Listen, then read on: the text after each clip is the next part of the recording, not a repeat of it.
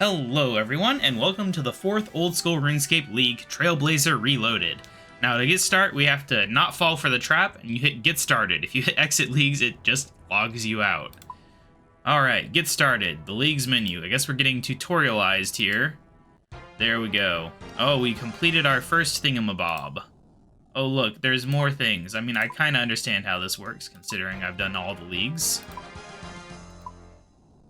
Let's just speed through that. Areas. Now this is important, but also just unchanged from the previous Trailblazer, except for the addition of Zaya as an area that you can choose. Yep, it's a tough choice.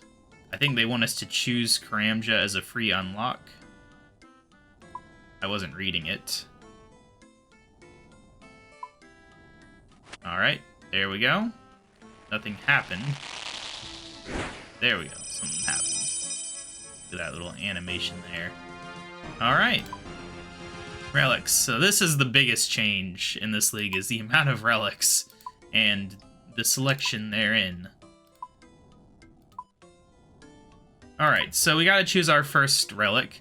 This is a tough choice. Honestly, all three have their advantages. I think previously I've gone with Endless Harvest. But honestly, the thing is, I already like gathering skills enough. Do I really need to make them easier? I'm not entirely sure I benefit from that too much. Now, Trickster, it's less appealing now that the Sorceress Garden training method exists, because I'm sure people are going to be doing that. But at the same time, I'm not choosing Desert as my first area. I'm not choosing it as my second area, and I'm not possibly even choosing it as my third. It's undecided. And either way, that's going to be a ways into the game. And the bigger thing is agility, I think. Free agility experience, and also Hunter becoming less terrible, and fire making as well. It just seems good to me. I'm not going to worry about min-maxing or like super efficiency. I'm just trying to choose the things that make the game less annoying for me, so that I'm more likely to grind out all the points and get to Rune or Dragon or whatever tier I end up going for. I'm not really certain. I'm kind of curious about 9 logs simultaneously too. Like, what does that even mean? Does it mean that you just click one log and 9 go down in one spot? I'm curious about that. Anyway, yeah, so I think we're going with Trickster. I might regret it, but probably not. The agility seems nice. Alright, Sage's Greaves. Alright, in tutorial. Let's get those bad boys on right now. Oh, nice. We completed the league's tutorial. Alright, I guess we can wear these until I get items worth actually wearing. Yep, alright, so this is all the junk that we've started with. I'm going to go ahead and bank and get rid of it all. I don't really have any specific plans for this episode, except we're going to kind of talk through my plans for what I'm going to do, and then later on we'll see how it goes. But I just have to get this out of my inventory. It's annoying me. I kind of want to get some experience. Oh, look at all this. What do we got here? Ornament kits. Very nice. I kind of wanted to get some experience in agility. I'm not sure how these work again. Does examining them tell me? Oh yeah, I just got 30 experience right there. Very nice. So yeah, I'll just casually get agility 99 throughout the league, which is really nice. I've spent so much time on agility in previous leagues. I'm sick of it. I want to get 99 in the main game, and that's going to be bad enough. We'll still have to do some laps for points, but compared to what I've done in previous leagues, this is nothing. This will be fine.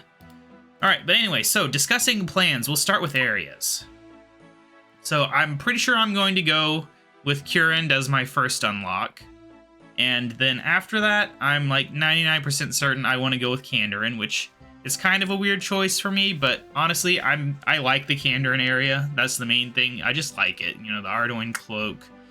The bosses there are the ones that I fought in previous leagues. The, whatever is it? The Kraken and the Thermonuclear Smoke Devil. I'm familiar with those. I enjoyed those. And, I'm not really interested in raids or any of those combat things, so that makes sense for me. Now, the third choice is where I'm a little less certain. The two choices I'm thinking of right now, and I'm not going to limit myself to those in case something better comes up throughout the gameplay, but it's either Asgarnia or Desert. I went with Desert as my last choice in the previous Trailblazer, so I'm not entirely sure. I think I also had Asgarnia, though. I think I did Candor and Asgarnia Desert in the last one, I think. Not entirely sure. But yeah, Zaya being open is definitely a big deal. Yeah, that's my current thing, and the main reason that I would choose Desert, really the only reason, is Magic, because I do find Magic fun in the leagues because you don't need constant runes. Plus, we have the chance for unlimited runes, depending on what I choose. We'll go over that in a second. So yeah, that's the main reason I'm thinking about Desert, and, you know, maybe I could be bothered to try to learn the raid. The problem is, I'm finding is, I'm going back to the main game. I've been playing a lot lately, and there's a lot of things I had never done in the main game that I didn't realize, but, like, I go somewhere and I unlock a music track, and I'm like, really? I've never been here? Because I've just done it all in the leagues twice already. It's just, it's not good. It's hard to keep track of what's going on in my account. Yeah, you would not believe the amount of things that I did for the first time while training up for Path of Glaufrey. It's crazy. Anyway, so that's areas for now. I'm not locked in to anything except Curand. I'm definitely doing Curand. I don't know why I like Curand so much, I just do. But relics, so there's so many good choices here. Obviously, it was a tough choice here. It's a tough choice on tier 2 as well. I'm leaning towards Fairy's Flight a little bit. We won't be able to get the jewelry box that Globetrotter gives access to because we won't have Fremennik, so it could be really useful. And maybe I'll have a little bit of time to figure it out, but probably not. Honestly, I don't think it matters which one I choose. Realistically, unless I had one specific training method I was planning to spend 20 hours on and it had a teleport right next to it, I think either one's safe. Fairy's Flight takes you to any Fairy Ring, Spirit Tree, or Tool Leprechaun, which is pretty cool for the Tool Leprechauns. Or at least it would be, except I don't think we're going to need to do much farming training. So, I don't know. But still, that gives a nice selection of random areas, which could be fun. So yeah, I'm leaning towards Fairy's Flight just because of that. I'm not sure, though. So, Tier 3. Now, this is another tough choice. Now, Banker's Note would be interesting because it could kind of undo the thing that I did with my first selection of Trickster by saying, like, things don't auto-bank, but I could just note logs from trees and not have to bank. But at the same time, we're going to have teleports. And does it really matter? I don't know. Am I really going to be doing that much? And there's also relics that kind of make that pointless too. So, I don't know. Yeah, I don't know. It seems really useful, but at the same time, the way I play, I'm not sure if it's game-changingly useful. Fire Sale, though, it's boring sounding. It really is. Like, I think I said myself on Twitter when they posted, like, it sounds really interesting, but it's kind of boring. And it is, but unlimited runes, first and foremost, that's a huge deal because I like to use magic. Having unlimited blood runes and death runes, it'd be a game changer. And very much looking forward to that. But also, bagged plants, you can get construction and farming 99 for free. It's just time consuming. Really good, because those are two skills that I've never done well in a league before. Just in general, there's a few other skills that you can buy. I don't know how efficient they would be, but I am leaning towards this one, which I didn't expect, but since they only paired it up with one other choice, and that choice is equally kind of like, maybe it'd be good, maybe it'd be not, I'm thinking maybe just the construction and farming potential of Fire Sale alone makes me think maybe I should just go with that. Okay, Tier 4, though, I mean, obviously magic. Like, they're all good. They're all a good selection. But, having attack speed reduced, having 90% rune saving, which, you know, not so great since I get unlimited runes, but at least it reduces the amount of runes I have to buy, right? And, I don't know, maybe there's a rune you can't buy. I have no idea. Yeah, rune pouches. They deal splash damage, which is pretty cool. It means if I don't choose Desert, I still get the area of effect stuff, which is pretty nice. And of course, damage and accuracy increases. Probably going to go with this one. I could end up going with Brawler's Resolve as well, but I haven't decided yet. It's definitely between one of those two. They're both good choices for me. I probably should look into what items I can get in the areas I'm unlocking, but I haven't yet. I'm hoping this decision's at least a few days away, but realistically, I'm not going to worry about it. It'll be fun either way. Tier 5, let's look here. Clue Scrolls, it'd be nice. It's not my top choice, I'll be honest. I'm not going to spend an entire league doing clues, and given the things it's up against, there's just no way. Bloodthirsty. So you can get a Slayer task and cancel a Slayer task by speaking to a Slayer Master or checking with a Slayer Gym. So basically it's remote getting Slayer tasks, but it does not appear to let you choose your Slayer task like previous leagues, which kind of makes this one a miss for me, honestly. If it had the choice thing, then maybe. And yes, you can just cancel over and over, but that's so annoying, and this doesn't really help you that much with that.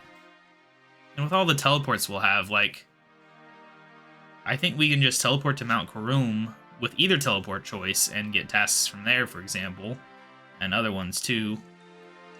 So I'm not too worried. Plus, I don't know if we'll be doing as much Slayer this time around because we're going to have so many things that are good for regular skilling. Maybe we just won't need to do as much. Other choice, Infernal Gathering.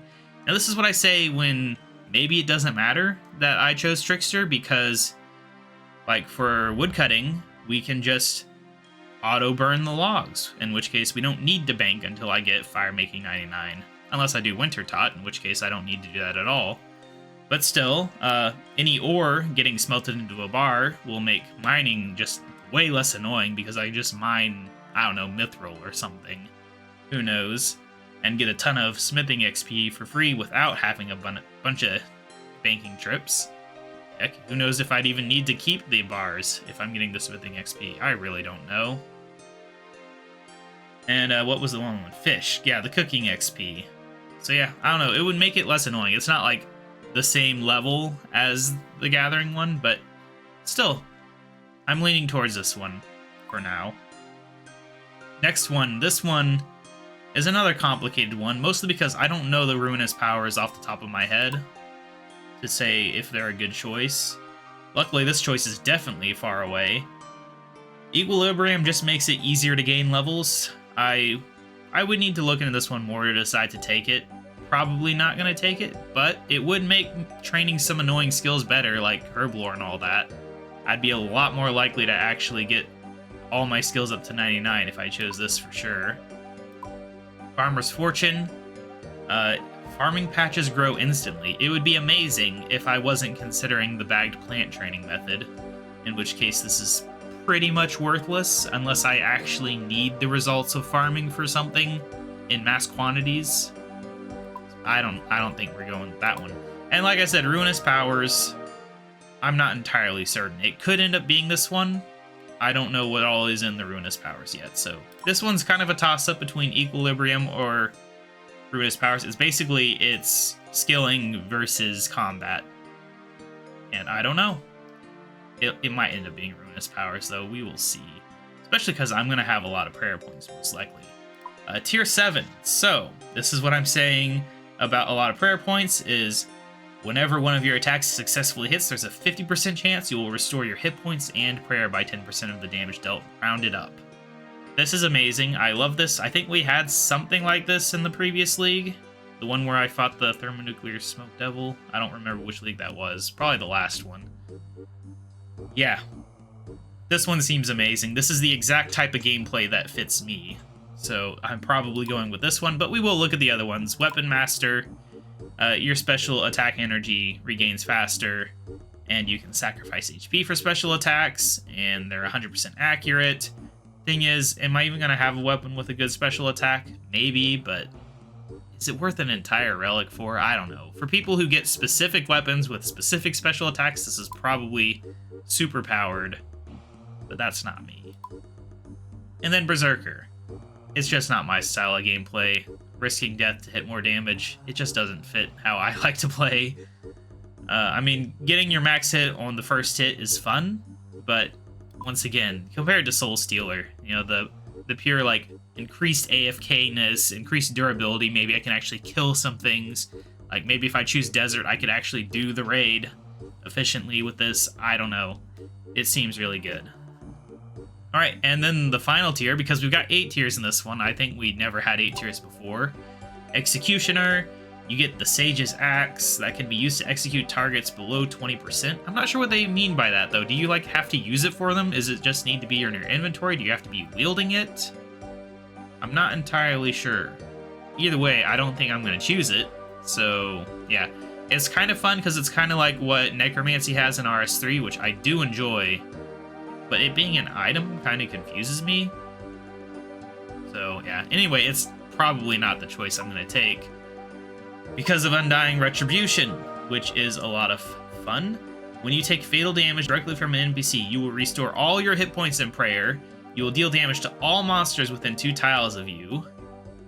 And the damage will be equal to 200% of your prayer level, which is insane. That means quite a lot of damage if you manage to get prayer 99, which hopefully we can. Although I've not seen anything that really helps training prayer, so I don't know. Maybe that'll be one skill where we either do bad in or we need equilibrium for. I don't know. There's a 3-minute cooldown, which is a lot. It means you're not going to get the effect twice in one fight, but it means if I'm fighting something in Slayer that's just a little too hard for me, I could literally use this as a heal every 3 minutes. So it opens up a lot of possibilities. It means that some bosses that I might otherwise not be able to beat would work. And the damaging effect doesn't work on everything, but the healing effect would. So it's still basically doubling your HP in some senses. And yeah, I don't know. This one, it just seems fun. Even if I end up not using it much, I just think it'd be fun to have, really. And realistically, I don't even know if I'll get this far to make this choice. But the last one is the Guardian. This is another fun one, but I don't know. I could be persuaded to take this one if it was really useful in some specific way, because it gives you a Thrall, Guardian, whatever you want to call it, that chooses the correct style. So in theory, maybe it's useful against some bosses like Calphite Queen, where the style needed changes. Maybe you could do something there. I'm not entirely sure. I mean, we don't know for sure if I'll have Calphite Queen available anyway. I probably won't be choosing this one, but I'm not going to say no this early in the game, where we're literally like hours into the league. I'm trying to lock myself into a tier 8 relic.